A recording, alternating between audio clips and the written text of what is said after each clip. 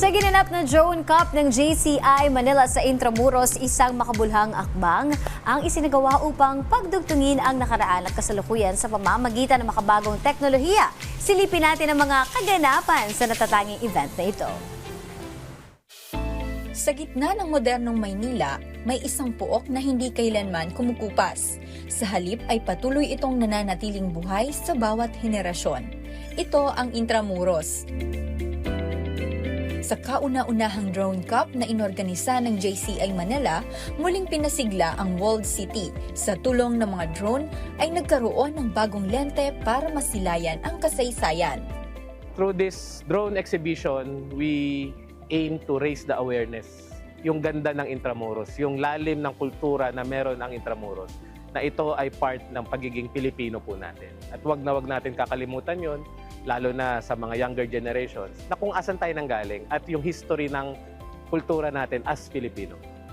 Mula rito, nasilayan ng isang bird's eye view na hindi lang nagpapakita ng ganda ng arkitektura, kundi nagbibigay rin ng panibagong perspektibo sa ating kasaysayan.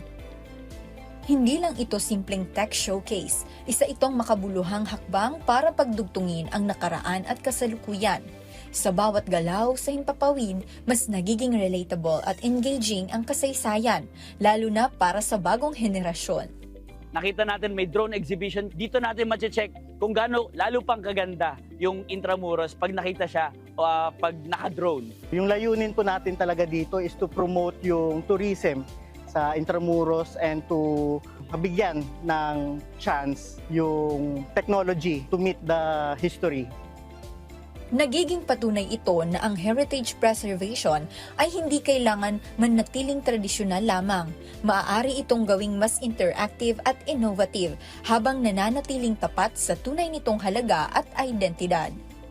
Ginawa namin itong project is to showcase the beauty of the Intramuros and to make sure na ma-enjoy ng mga kabataan ngayon yung unique and rich of history of the Intramuros.